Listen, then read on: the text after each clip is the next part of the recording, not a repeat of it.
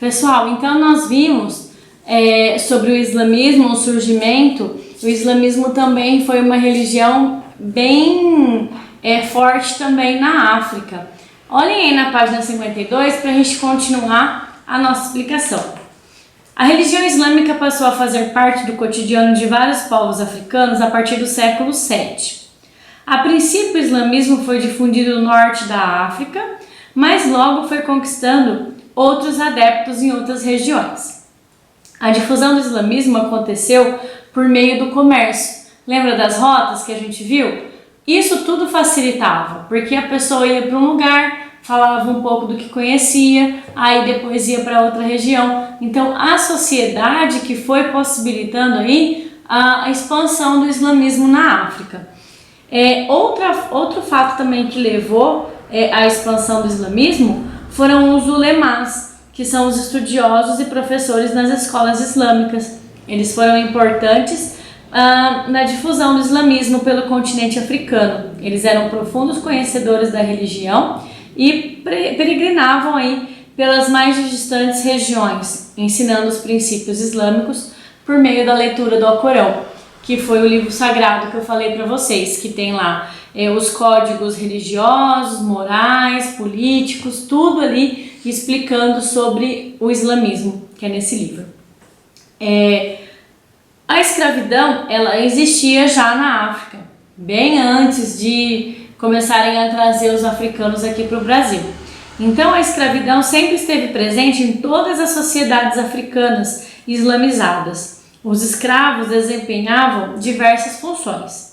Muitos prestavam serviço administrativo, quer dizer, trabalhavam como ajudante de alguma coisa para aquele reino, tipo um funcionário público de um escritório, mas não existia escritório naquela época, tá, gente? É só para a gente entender a questão do trabalho administrativo ou militar. Então ele ia para a guerra a favor do seu povo para lutar em busca de territórios. Existiam aqueles que trabalhavam nas minas de sal, na agricultura e na produção de artesanato. Embora assim, a escravidão não era a principal fonte, né, de renda daquele povo, mas ele era bem lucrativo, principalmente para os traficantes que pegavam esses escravos e vendiam irregularmente para algum lugar. Eles controlavam o mercado de rotas também e eles eram responsáveis aí pelo fornecimento de escravizados. Vendiam tanto para as pessoas de dentro da região da África,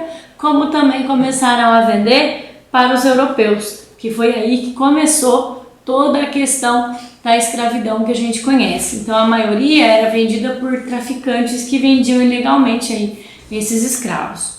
Falei para vocês a divisão de alguns reinos e impérios. A gente vai começar com o primeiro reino, que é Gana. O reino de Gana foi fundado no século VI, ficava localizado entre o deserto do Saara e os rios Senegal e Níger. Os habitantes de Gana, eles eram conhecidos como soniquês. Dedicavam-se à agricultura, ao comércio, à exploração do ouro e atividades que trouxeram aí uma grande prosperidade para o reino. O soberano do reino era chamado de Gana. Seus súditos lhe deviam tributos, que eram impostos que eram obrigados a pagar, e prestar também serviços militares em tempo de guerra.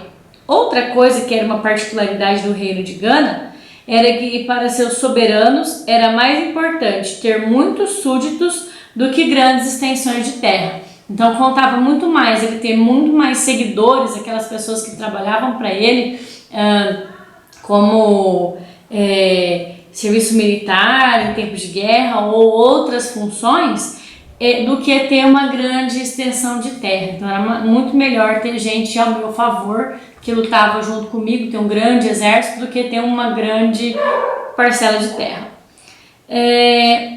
Nós temos aqui também os servidores do reino. Os soberanos do reino de Gana tinham à sua disposição um grande número de servidores. Eles eram responsáveis por cuidar das atividades cotidianas do palácio, limpar, cozinhar, cuidar de alguma coisa, cuidar da proteção daquele lugar. E também eles viviam desempenhando papéis muito ligados ao funcionamento do Estado, principalmente pelo controle do setor financeiro. Militarmente, o reino dispunha de um grande exército, formado tanto por povos aliados, que é aqueles que eram amigos, quanto por povos que haviam sido subjugados. Subjugados era aquele povo que havia sido conquistado. Então, era o aliado e tinha aquele que o conquistava por conta da guerra. O papel do exército era fundamental para a manutenção do reino, que além de defender o território de ataques, era responsável também pela conquista de novos sobados. O que é o sobado? O sobado é um território que ficava sob a autoridade de um líder político chamado soba. Aí, gente, olha aí, a gravura do século XIX que representa o soberano de Gana e seus súditos. Então era muito importante para eles a gravura, a arte, para mostrar aí todo o seu poder. Pessoal, outra parte importante da cultura africana são os griots. Eles são responsáveis aí por transmitir de geração em geração a história do seu povo. Vou ler um trechinho para vocês aqui. Por muito tempo se acreditou que os povos sem escrita não teriam cultura. Esse engano foi desfeito a partir da década de 70, no esforço de combater o eurocentrismo. O que é o eurocentrismo? É a Europa como centro do mundo. Então, e valorizar o mundo de vida de sociedades tradicionais. Hoje, por meio da política de um patrimônio vivo, que é criado em 2003, a Unesco reconhece os saberes guardados a salvo por homens e mulheres que, de boca a ouvido de mestre a discípulo, transmitem as suas culturas para o mundo todo, reafirmando a importância da tradição oral. Então, os griots fazem parte dessa tradição oral da África. Eles contam de geração em geração como que é a história de vida deles. Então, a África, os mestres da tradição, são conhecidos como griots. Eles ficavam na região de Mali, no Império Colonial Francês, no século XIX, e existiam vários ofícios, e com o passar do tempo, esse ofício de griot passou a ser disseminado pelo mundo inteiro. A tradição dos griots, elas são divididas em três. Nós temos aqueles griots que são os músicos, os porta-vozes e os genealogistas. Os músicos e instrumentistas, eles são responsáveis por preservar as músicas antigas, tradições dos instrumentos, como que toca tal instrumento, as músicas daquela região. Os porta-vozes, eles são responsáveis pela mediação de conflito entre grandes famílias. Então, se há algum conflito entre uma família muito grande, um dos griots entra, principalmente os porta-vozes, para resolver, para mediar, como se eles organizassem aí essa questão desse conflito. E os genealogistas, historiadores, poetas, contadores de história. Então, eles contavam histórias sobre os viajantes, sobre os reis, os fatos históricos ali daquela região. Então, eles se dividem em três grandes partes. Porém, para se tornar um griot, eles faziam um treinamento, e esse treinamento levava 7 anos. Ele ficava repetindo as narrações que ele ouvia daquele mestre para que ele pudesse se tornar um griot e passar de geração em geração. Eles registravam o passado por meio da memorização da história, dos símbolos e das músicas. Em seguida, realizavam um longo percurso de viagem para adquirir novos conhecimentos, como a formação sobre as histórias de diferentes famílias, povos e culturas. Só depois aí que eles estavam aptos a tornar-se griots. Nós temos também aqueles que eram responsáveis pela história. Eu vou dar uma lida para vocês sobre o trechinho que fala sobre isso. Os griots não só contam histórias, como também fazem história. Muitos se tornam grandes especialistas na genealogia e na história das famílias, conseguindo identificar um relato real e que não é enfeite. Então, conforme ele vai conversando, com o passar do tempo, ele transforma a história daquela família em algo real. E é uma história que fica da tradição daquela família, que vai ser passada depois de geração em geração. Os músicos também fazem parte. Então, entre os instrumentos utilizados pelos griots, as harpas estão aí como um dos instrumentos mais utilizados para eles. As músicas narram histórias antigas, relembradas também como manutenção da sobrevivência e também o patrimônio musical. Professora, no Brasil existe griot? Sim, existe griot. Como?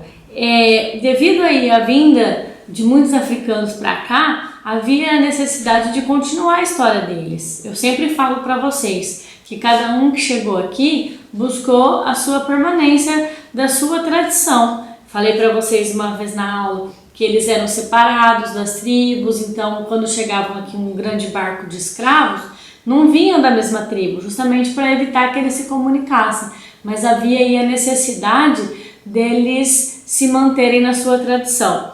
Então eu vou ler o trechinho para vocês. Do lado de cá do Oceano Atlântico, a tradição griot está disseminada entre os mestres de tradição.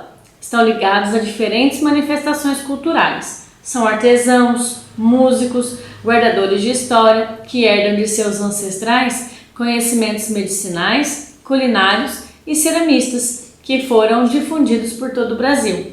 Onde a gente encontra esses mestres?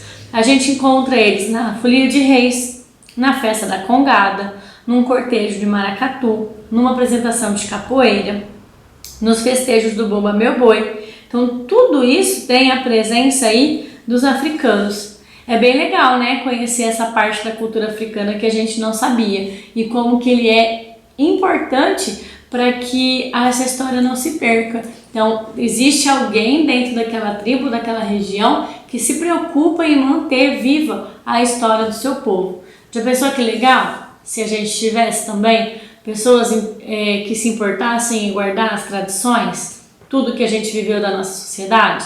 Reflitam aí, pensem como que é legal. Depois eu quero ver a opinião de vocês lá no grupo do WhatsApp sobre o que vocês acharam sobre isso.